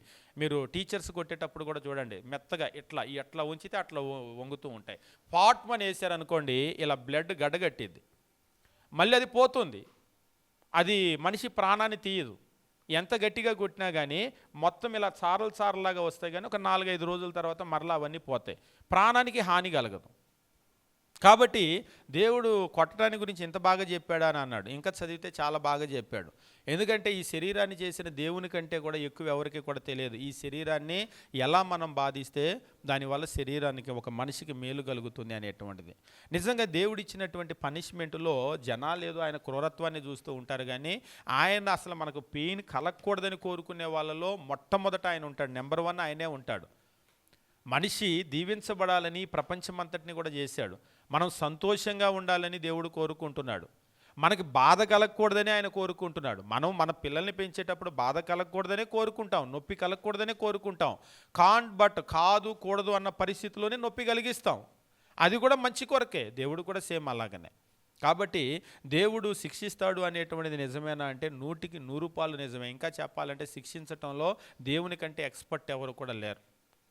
కాబట్టి మీరు వచనాలు వరుసగా 28వ అధ్యాయం కనుక మీరు గమనించినట్లయితే, ఆయన శిక్షించడానికి ఎన్ని రకాల సోర్సెస్ ఉన్నాయో అన్నీ కూడా ఆయనకి బాగా తెలుసు. మీరు చూడండి, ఆయన ఏమంటూ ఉంటాడంటే 28వ అధ్యాయం మీరు గమనించేటప్పుడు 23వ వచనం, నీ తలపైన ఆకాశం ఇత్తడి వల్లే ఉండునో, నీ క్రిందనున్న నేల ఇనుము వల్లే ఉండునో అని చెప్పేసి అంటున్నాడు. నువ్వు నా మాట కనుక వినకపోతే పైన ఉన్నటువంటి ఆకాశం ఉంటుంది కదా, ఆకాశం ఇత్తడి వల్ల అయిపోతుంది, నేలేమో ఇనుములాగా అయిపోతుంది. అంటే దాని అర్థం ఏమిటి అంటే, ఇనుము ఇత్తడి అయిపోతుంది అంటే మంచిదేగా అమ్ముకోవచ్చు అన్నాడు ఒక ఆయన. అట్లా కాదు. ఇనుములు ఇత్తడులు అంటే అక్షరార్థంగా అవ్వో. దాని అర్థం ఏంటంటే ఆకాశంలోంచి వర్షం రావాలి, రాదు. భూమిని తవ్వితే పంట రావాలి, రాదు. అది అలా మారిపోతుంది. పైనుంచి వర్షం ఉండదు, కింద నుంచి వర్షం పడితే కదా నీకు పంట, ఉండదు. దాన్ని ఇనుములాగా ఇత్తడిలాగా మార్చేస్తాను అని అంటున్నాడు. అంటే దేవుడు ఈ పైన ఆకాశంలో వర్షం ఆగిపోతే, కింద భూమిలోంచి పంట ఆగిపోతే నాకేంటి నష్టం అంటే, మనిషికి కడుపు ఒకటి పెట్టాడు. ఈ కడుపులో యాసిడ్ అనేటువంటిది పూటకి పుడుతుంది. నిజంగా ఒకసారి చదివేటప్పుడు మనిషి జీవిత కాలం అంతా కూడా, అంటే రోజు 3 పూటలు మనం తింటాం కదా, తిన్నదంతా అరగటానికి యాసిడే వస్తుంది కదా. రోజుకి ఎంత యాసిడ్ పుట్టవచ్చు మన కడుపులో, పేగుల్లో? రోజుకి ఎంత ml పుట్టవచ్చు? ఒకసారి గూగుల్ని అడగండి, చెప్పిద్ది. ఇప్పుడు తర్వాత ఒక రోజుకి ఒక మనిషి కడుపులో ఎంత యాసిడ్ పుడుతుంది, ఒక రోజుకి ఎంత పుడుతుంది అనేటువంటిది మీరు చూసి ఇంటూ 365 కొట్టండి. ఒక సంవత్సరానికి ఎంత యాసిడ్ మన కడుపులో పుడుతుంది అనేటువంటిది, సంవత్సరానికి ఎంత పుడుతుంది అనేటువంటిది మీరు కొట్టిన తర్వాత ఇంటూ 60 కొట్టండి. అంటే సుమారు మనం ఒక 60 సంవత్సరాలు కనుక బ్రతికితే దాన్ని చూస్తే ఆశ్చర్యపోతాం, ఏంటి ఇదంతా నాలో నుంచి వచ్చే యాసిడేనా అని. అవును, నిజంగా అంత యాసిడ్ దేవుడు మన కడుపులో సహజంగానే పుట్టేటువంటి ఒక గుణం. అంటే నీటి ఊట ఎలాగైతే నీరు పుడుతూ ఉంటుందో లోపల నుంచి యాసిడ్ పుట్టడం, నిజంగా ఇది ఒక అద్భుతం. ఇప్పుడు ఇది ఏం చేశాడంటే దేవుడు ఆ ఆకలి అనేటువంటిది పెట్టి నీ కడుపులో గనక ఏమీ వెళ్ళకపోతే నిజంగా ఆకలి కంటే వ్యాధి అనేది కూడా ఉండదు మనిషికి. పైన ఆకాశం ఇత్తడిలాగా కింద భూమి ఇనుగులాగా అయిపోయి నీకు ఏమీ పంట పండకపోతే, తినటానికి ఏమీ గనక దొరకకపోతే నిజంగా మనిషికి భయంకరమైన వేదన. ఈ శిక్ష అంతా కూడా దేవుడు వేసేదే. మనమేదో ఋతుపవనాలు రాలేదు, ఋతుపవనాలు లేట్ అయినాయి, ఇటు రావాల్సినవి అటు వెళ్ళినాయి, అక్కడ ఆగినాయి, ఇవన్నీ చెప్తూ ఉంటాం. కానీ మీరు దానికి సంబంధించినటువంటి డిపార్ట్మెంట్లు కూడా పెద్ద పెద్ద రీసెర్చ్లు చేసి శాటిలైట్ ద్వారా చూస్తూ ఉంటారు. కానీ ఇవన్నీ కూడా దేవుని కంట్రోల్లో ఉన్నాయి. ఎక్కడ ఆపాలంటే అక్కడ ఆపుతాడు, ఎన్ని రోజులు ఆపాలంటే అన్ని రోజులు ఆపుతాడు, అక్కడి నుంచి ఎంత స్పీడ్గా పంపించాలంటే అంత స్పీడ్గా పంపిస్తాడు. ఒకసారి ఋతుపవనాలు వచ్చి వెనక్కి వెళ్ళిపోతాయి. అవేమి యాదృచ్ఛికంగా జరగవు. దేవుడే వీళ్ళకి అక్కడ దాకా చూపించి వచ్చింది అని ఆశపెట్టి అక్కడి నుంచి పంపిస్తాడు. ఇక నువ్వు వెళ్ళిపోయానక్క అని చెప్పేసి. ఇవన్నీ దేవుని ఆధీనంలో ఉంటాయి. అంటే మనం గమనించేటప్పుడు ప్రతి దాని వెనక కూడా దేవుడే ఉంటాడు.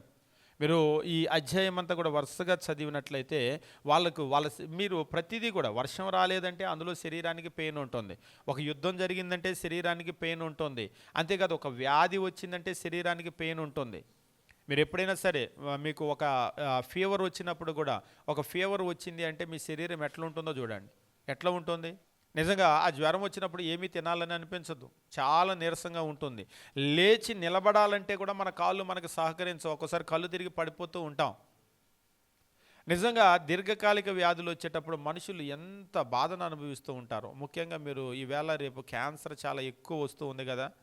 ముఖ్యంగా భారతదేశంలో కనుక చూసినట్లయితే క్యాన్సర్ బాగా లీడింగ్లోనే ఉన్నాం. భారతదేశంలో లీడింగ్లో ఉన్నటువంటి క్యాన్సర్లో ఏ క్యాన్సర్ బాగా వస్తుందో చెప్పగలుగుతారా? ఏ అవయవాల్లో క్యాన్సర్ ఎక్కువ వస్తుంది? కంట్లో, ముక్కులో, చెవులో, కడుపులో ఎక్కువగా వస్తూ ఉంటుంది. అంటే క్యాన్సర్ అంటే డెడ్ సెల్స్ అవంతా కూడా. అవును, కడుపులో ఎందుకు ఎక్కువగా కుళ్ళిపోతూ ఉంది? కడుపు ఎందుకు ఎక్కువ కుళ్ళిపోతుంది అంటే కడుపులో కుళ్ళిపోయే పదార్థాలు వేస్తూ ఉన్నాం. పొద్దున లేస్తే మనం తినే తిండి ఉంది కదా, మొత్తం అంతా కల్తీ తిండే, మొత్తం అంతా రంగులే, మొత్తం అంతా కెమికల్సే. ఈ కెమికల్స్ అన్నీ లోపల వేస్తే అవన్నీ కుళ్ళిపోతూ ఉన్నాయి. కాబట్టి ఇందులో నేను చెప్పాలనుకున్న విషయం ఏమిటంటే, లోపల పేగులు కుళ్ళిపోవటమో అంటే పేగు క్యాన్సరో, లేకపోతే లోపల లివరో, లేకపోతే ఏదో ఒక ఆర్గాన్ మొత్తానికి, అందులో మీకు ఏదైనా ఒక వ్యాధి వచ్చి మీరు ఇబ్బంది పడేటప్పుడు ఎంత పెయిన్ అనుభవిస్తూ ఉంటారు.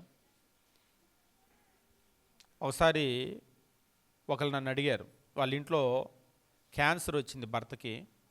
క్యాన్సర్ వచ్చినప్పుడు ఇక్కడ చివరి స్టేజ్ వచ్చేసింది, బాగా లోపల బ్లీడ్ అయిపోతూ ఉంది, ఏమీ తినలేకపోతున్నారు, బెడ్లోనే పడుకొని బెడ్ సోర్స్ కూడా వచ్చేస్తాయి కదా, పుండ్లు పడిపోతాయి కదా, అటు కదలలేకపోతున్నారు, ఇటు కదలలేకపోతున్నారు. మేము ఒకసారి చూడటానికి వెళ్ళినప్పుడు ప్రార్థన చేయటానికి వాళ్ళ ఆవిడ పెద్దామ అడిగింది, అయ్యా అంకుల్ బాధ చూడలేకపోతున్నాము, రాత్రి నేను దేవుడికి ప్రార్థన చేశాను, తీసేసుకో అయ్యా బాధ చూడలేకపోతున్నామని. అలా ప్రార్థన చేయటం తప్ప అని అడిగింది.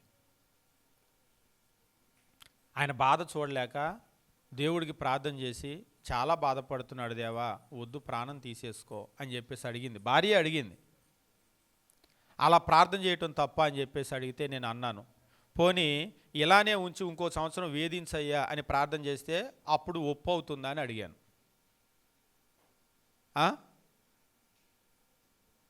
అంటే సమాధానం నేను చెప్పలేదు, కానీ పోనీ ఇలాగనే ఉంచి, పోనీ నిన్న రాత్రి మీరు చేసిన ఆ ప్రార్థన కాకుండా, అయ్యా నా భర్త కాబట్టి, నా భర్త నా కళ్ళ ముందు ఉండాలి కాబట్టి, ఆయన ఎంత వేదన అనుభవించినా, ఎంత చావు తెచ్చినా బెడ్లో అలాగనే ఉంచి ఇంకో సంవత్సరం అని మీరు అడగగలరా? అంటే ఆయన బాధను ఎక్కువ చేయని అడగటమే అది. మీరు అడిగినటువంటిది ఏంటంటే ఆయన బాధను తక్కువ చేయి తీసేయని అడిగారు. ఒకవేళ వినే వాళ్ళకి డిఫరెంట్గా అనిపించవచ్చు, అదేంటి మనిషిని చంపేయమని అడిగారని. ఒకసారి నేను ఒక ప్రసంగము చూసేటప్పుడు అమెరికాలో ఒక ప్రీచర్ హాస్పిటల్కి వెళ్ళాడు. హాస్పిటల్కి వెళ్ళినప్పుడు పేషెంట్ ఇట్లానే క్యాన్సర్ పేషెంట్ చాలా బాధపడుతుంది. ప్రీచర్ ప్రార్థన చేయడానికి వెళ్ళినప్పుడు ఆమె ఒక రిక్వెస్ట్ అని ఉంది, ప్రేయర్ రిక్వెస్ట్, చెప్పమ్మా అంటే, కొంచెం నేను త్వరగా చనిపోవాలని ప్రార్థన చేయండి అని అడిగింది, ఆ బాధ అనుభవించలేక. ఎందుకంటే మనం వినటానికి మనకు కష్టంగా ఉండొచ్చు, కానీ ఆ బాధను అనుభవించలేక ఆ దేవుణ్ణి అడుగుతూ ఉంటారు, మా ప్రాణం త్వరగా తీసేసుకో అని. నిజంగా చూసేటువంటి వాళ్ళకి మనకు అర్థం కాదు, కానీ అనుభవించేటువంటి వాళ్ళకి ఆ నొప్పి అనేది తెలుస్తూ ఉంటుంది. నిజంగా శరీరంలో ఉండేటువంటి నొప్పిని దేవుడు ఉపయోగించుకుంటాడా అంటే 100% ఉపయోగించుకుంటాడు. నిజంగా చెప్పాలి అంటే శరీరంలో ఉన్నటువంటి బాధను ఆయన కంటే బాగా ఉపయోగించుకునే వాళ్ళు ఈ ప్రపంచంలో ఎవరూ లేరు. తల్లిదండ్రులు మనం కూడా ఉపయోగించుకోం. శరీరానికి బిడ్డలకు శరీరం ఇచ్చాడు, దానిలో పెయిన్ ఒకటి ఇచ్చాడు కదా, దాన్ని ఉపయోగించి బిడ్డని చక్కటి దారిలోకి తెద్దామనేటువంటి తల్లిదండ్రులు వాళ్ళకి కనబడటం లేదు. కొట్టొద్దు, ఎందుకు పిల్లల్ని అలా కొడతారు అంటున్నారు. పిల్లల్ని కొట్టడం అనేటువంటిది మనకేదో శాడిజం ఉందో వాళ్ళు ఏడుస్తుంటే చూడాలనో కాదు. తప్పు చేసినప్పుడు ఆ తప్పు సరిచేయబడాలి అనేటువంటి దాని కొరకే ఆ శరీరానికి పెయిన్ కలగాలి. కొంతమంది కొట్టు అన్నారనుకోండి, ఎల్లు అంటారు.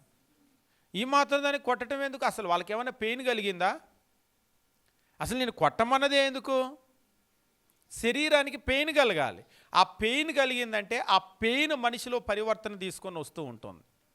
కాబట్టి మనం గమనించవలసిన విషయం ఏమిటంటే దేవుడు శిక్షిస్తాడంటే 100% నిజం. ఈ శరీరాన్ని శిక్షిస్తాడా అంటే దేవుడు చాలామంది అనుకునేది పరలోకానికి లేకపోతే నరకానికో, భూమిని దాటిన తర్వాత తీర్పు అంటే గాడిద గుడ్డ, అక్కడికి వెళ్ళాక చూసుకోమని అంటున్నాడు ఒక ఆయన. అక్కడికి వెళ్ళాక చూసుకోవటం కాదు, ఇక్కడ ఉన్నప్పుడు బొమ్మ చూపిస్తాడు. నిజంగా నేను ఎందుకు బతికున్నానో అనేటువంటి నరకం ఇక్కడ చూపిస్తాడు. ఇక మేము బతకలేము, మా వల్ల కావటం లేదు, నొప్పి, మా ప్రాణం తీసుకో అని ఇక్కడ ఏడ్చి ఏడ్చి బతిమలాడేటట్లు చేస్తూ ఉంటాడు. ఒకసారి మీరు చూడండి, శత్రువులను హింసించేటప్పుడు, వేధించేటప్పుడు వాళ్ళు ఏం చేస్తారంటే చంపేయండి ప్లీజ్ అని అడుగుతారు. 1000 cuts అని చెప్పేసి అన్నాం కదా, కిల్లింగ్ బై 1000 cuts అని. అట్లా మమ్మల్ని హింసించొద్దు, మా ప్రాణం ఒక్కసారి తీసేయండి అని అడుగుతారు. దేవుడు కూడా అలాంటి శిక్ష విధించేటప్పుడు వద్దు దేవా మా ప్రాణం తీసేసుకొని, లిటరల్గా ఇందాకడ వద్దు నేను చచ్చిపోవాలని ప్రార్థన చేయండి, భర్త చనిపోవాలని ప్రార్థన చేసినప్పుడు ఆ బాధను చూడలేకే. నిజంగా శరీరాన్ని బాధించడంలో దేవుని కంటే కూడా ఎక్స్పర్ట్స్ ఎవరు కూడా లేరు. శరీరాన్ని ఆయన బాధిస్తాడు, కానీ ఒక మంచి ఉద్దేశం కొరకు ఆయన బాధించేది. తల్లిదండ్రులు ఎలాగైతే పిల్లల్ని కొట్టేటప్పుడు అందులో మంచి ఉద్దేశమే ఉంటుంది, కానీ 1% కూడా చెడు ఉద్దేశం ఉండదు కొట్టడంలో. అలాగనే దేవుడు శిక్షించడంలో కూడా ఒక మంచి ఉద్దేశమే ఉంటుంది. కాకపోతే మనిషి ఏంటంటే అందరి ఇల్లు మునిగింది, నా ఇల్లు మునిగింది అనుకుంటాడు, కానీ ఎందుకు ఇలాంటి కష్టం వచ్చింది, నేనేం తప్పు చేశాను, ఎందుకు దేవుడి శిక్ష విధించాడు అని మారే పరిస్థితి వైపు మనిషి ఆలోచన చేయట్లేదు. 10 సార్లు ముంచితే కూడా 11వ ఆలోచన చేయట్లేదు లోకము. ఈవేళ రేపు పిల్లలు ఎట్లున్నారంటే కొట్టారనుకోండి, ఎందుకు కొట్టారని ఆలోచన చేయట్లేదు. కొట్టారులేనే అట్లా దులుపుకొని వెళ్ళిపోతూ ఉన్నారు. ఎందుకు కొట్టారు, నేనేం తప్పు చేశాను, ఈ తప్పు రెండోసారి చేయకూడదని ఆలోచన చేయటం లేదు. అందుకని ఎప్పుడు కూడా తల్లిదండ్రులకు చెప్తూ ఉంటాం మేము, దయచేసి మీరు కొట్టేటప్పుడు ఊరికినే అలా కొట్టొద్దు, పిలిచి ఎందుకు ఈ తప్పు చేసామని చెప్పి కొట్టండి. కనీసం వాళ్ళకి అర్థమైద్ది, ఈ తప్పు చేసినందుకు కొట్టారు, ఇది చేస్తే దెబ్బలు పడితే రెండోసారి చేయకూడదని. కొంతమంది తల్లిదండ్రులు అట్లా ఉండరు, వాళ్ళు ఏదో తప్పు చేస్తారు, చూస్తారు, రే ఏంటది అని పాటును కొట్టేస్తారు. ఎందుకు కొట్టారో అర్థం కాదు. ఒక్కోసారి మీరు చూడండి, తల్లిదండ్రులు కొట్టేటప్పుడు వాళ్ళకు వచ్చిన కోపంలో కొట్టేస్తూ ఉంటే ఎందుకు కొట్టారో అర్థం కాదు. ఇప్పుడు ఎందుకు కొట్టారో అర్థం కాకపోతే మీరు ఎందుకు కొట్టాలి? మీ కోపం తీరటానికి కొట్టాలా, మీ ఆవేశానికి కొట్టాలా? ఎందుకు కొట్టారో ఆ బిడ్డకు అర్థం కాలేదు. కనీసం చెప్పి కొట్టారనుకోండి, మీరు కోర్టులో కూడా చూడండి, మన ఏ కేసు అయితే ఉంటుందో దాన్ని అంతా కూడా విచారించిన తర్వాత పలానా నేరాన్ని చేశాడు కాబట్టి ఈ నేరానికి ఇంత శిక్ష విధిస్తున్నామని చక్కగా అనౌన్స్ చేస్తారు. అంతేగా నాకు ఎందుకు 6 నెలలు జైలు శిక్ష చేశాడో అర్థం కాలేదండి అనే విధంగా ఉండదు. కాబట్టి మనం కూడా ఒక శిక్ష విధించేటప్పుడు ఎందుకు ఆ శిక్ష అనేటువంటిది అర్థమైతే, దీనికి ఈ శిక్ష పడింది కాబట్టి రెండోసారి మనం ఇది చేయకూడదు అనేటువంటిది మనకు తెలుస్తూ ఉంటుంది. దేవుడు కూడా మనం గమనించేటప్పుడు ఒకవేళ మనం కనుక చూసినట్లయితే మనకు వచ్చేటువంటి ప్రతి శిక్షకు కూడా కారణం ఖచ్చితంగా మనకు అర్థమవుతుంది మనం కనుక ఆలోచన చేస్తే. కాకపోతే ఇవాళ రేపు ప్రపంచం అలా లేదు. ఎట్లా ఉందంటే అందరి ఇల్లు మునిగింది, నా ఇల్లు మునిగిందండి, మేము ఆ ఏరియాలో ఉన్నాం కదా అని అంటున్నారు తప్ప ఎందుకు మునిగింది, ఈ ఏరియా అంతా ఎందుకు మునిగింది? మీరు బైబిల్లో కనుక గమనించినట్లయితే ప్రతిదానికి కూడా ఒక న్యాయమైన హేతు ఉంటుంది. యాదృచ్ఛికంగా ఏది జరగదు. ఒక తుఫాన్ అనండి, ఒక భూకంపం అనండి, లేకపోతే ఏదైనా సరే ప్రకృతి విపత్తులు కూడా యాదృచ్ఛికంగా ఏమీ జరగదు. ఖచ్చితంగా పర్టికులర్గా ఆ ప్లేసులో సొదొమ గొమొర్రాల్లో ఆకాశం నుంచి అగ్ని కురిసిందంటే యాదృచ్ఛికంగా ఏమీ కురవలేదు. ఎందుకు కురిసింది? దేవుడు కురిపించాలనుకున్నాడు కాబట్టి ఖచ్చితంగా అంతవరకు కురిపించాడు. కాబట్టి మన జీవితాలు కూడా మనం గమనించేటప్పుడు బుర్ర ఉన్న వాళ్ళు ఆలోచన చేస్తారు, బుర్ర లేని వాళ్ళు వదిలేస్తారు. అందరిది మునిగింది, నాది మునిగింది, వదిలేయండి, ఇక కొత్త సామాను ఎలా కొనుక్కోవాలనే దాని మీదే దృష్టి పెడదాం. నువ్వు కొత్త సామాను కొనుక్కుంటారు, రేపు మరలా మునగదా? ఈ దారి కాకపోతే ఇంకో దారి, మరలా ఫ్లడ్ రాకపోవచ్చు, ఇంకో రకమైన నష్టం.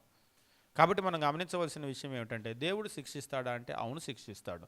ఏది భూమిని దాటిన తర్వాత అంటే భూమిని దాటిన తర్వాత ఉన్న శిక్ష వేరే ఉంది. భూమి మీద బ్రతికి ఉండగానే మన శరీరం అనేటువంటిది ఒక మంచి సాధనం దేవునికే కాదు, శిక్షించే ఎవరికైనా, అది తల్లిదండ్రులు కావచ్చు, కోర్టులు కావచ్చు, ప్రభుత్వాలు కావచ్చు, ఎవరైనా కావచ్చు, మన శరీరం అనేది ఒక మంచి సాధనం. శరీరం ఉన్నంతకాలం దీనిలో పెయిన్ ఉంటుంది.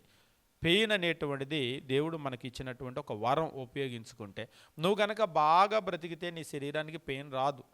ఒక క్లాసులో స్టూడెంటు అసలు అల్లరే చేయడు, ఎప్పుడు కొట్టరు. అసలు క్లాసులో ఒక్క దెబ్బ తిననటువంటి స్టూడెంట్స్ ఉంటారు. పెరిగేటప్పుడు కూడా పిల్లలు కొంతమంది అసలు దెబ్బే తినరు. దెబ్బ తినకుండానే చెప్పగానే వాళ్ళు వింటూ ఉంటారు. ఇక వాళ్ళకి దెబ్బ కొట్టాల్సిన అవసరం ఉండదు. కొంతమంది పిల్లలు ఉంటారు, ఒకవేళ ఏదైనా పొరపాటు చేస్తే కూడా చెప్తే వెంటనే వింటారు. కొంతమంది మాటకి వినరు, పాట్మని పడితే తప్ప వినరు అనమాట. అది కాబట్టి మనం ఏంటంటే మనం వినాలని దేవుడు కోరుకుంటున్నాడు, అంతేగాని మనల్ని కొట్టాలనే ఉద్దేశం ఆయనకి లేదు. తల్లిదండ్రులు కొట్టాలని ఉండదు, వినకపోతే కొడతారు, ఇక చేసేదేమీ లేదు. దేవుడు కూడా అలాగనే చెప్పగానే వింటే ఆయన శిక్షించాల్సిన అవసరం లేదు. కానీ చెప్పగానే వినలేదు అనుకోండి, అప్పుడు శిక్షకు కూడా వినకపోతే అని అన్నాడు. పాట్మని ఒకటి పీకారు, మీ బిడ్డ వినలేదు, ఏం చేస్తారు? తర్వాత ఇంటెన్సిటీ, తీవ్రత పెరిగిద్ది. 1, 2 అవుతాయి, 2, 4 అవుతాయి, బాధ వదిలిపెడతారు. దేవుడు కూడా అంతే, ఒకటి కొట్టినప్పుడు వినలేదనుకోండి, 1, 2 అయింది, 2, 4 అయింది, బాధ వదిలిపెడతాడు. చివరకు కూడా వినకపోతే అని అన్నాడు. చివరకు కూడా వినకపోతే మొత్తం జలప్రలయం తెచ్చి ఎలాగైతే తూడ్చేసాడో అలా తూడ్చేస్తూ ఉంటాడు. మీరు ఒక నేరస్తుడు ఉన్నాడు, ఎంత శిక్ష చేసినా వినకపోతే ఏం చేస్తారు? ఉరి అని అంటారు, ఇక వాడు బ్రతకటం అనవసరం అని. అలాగనే దేవుడు కూడా ఇదంతా దేవుని దగ్గర నేర్చుకున్న పనిష్మెంటే. ఇక వాడు భూమి మీద బ్రతకడానికి అర్హుడే కాదు అనుకున్నప్పుడు ఇక వాడిని భూమి మీద నుంచి తీసేస్తూ ఉంటారు.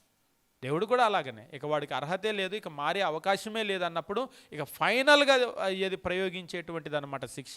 అంతేగాని ముందే వెంటనే దేవుడు నాశనం చేయడు. దేవునిలోని ఒక గొప్ప గుణం ఏంటంటే ఆయన దీర్ఘశాంతుడు, చాలా చాలా చాలా సహనం ఉంది. మీరు కనాను దేశాన్ని నాశనం చేయడానికి అబ్రహాముతో మాట్లాడేటప్పుడు అక్కడ చెప్తూ ఉంటాడు, అమోరీల పాపం ఇంకా సంపూర్ణం కాలేదు అని అంటూ ఉంటాడు.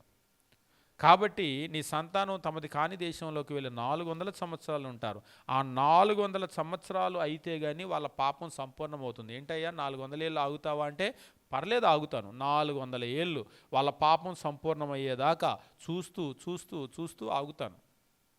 4 ఏళ్ల దాకా వాళ్ళు పాపం చేసి నేను విసిగిస్తే ఆగుతావంటే, పర్లేదు నేను ఓర్చుకుంటాను, 400 ఏళ్ళు ఓర్చుకుంటాను. ఈ లోపు మారతారేమో, ఒకవేళ మారితే మంచిది, మారకపోతే అప్పుడు ఫైనల్గా శిక్షిస్తాను.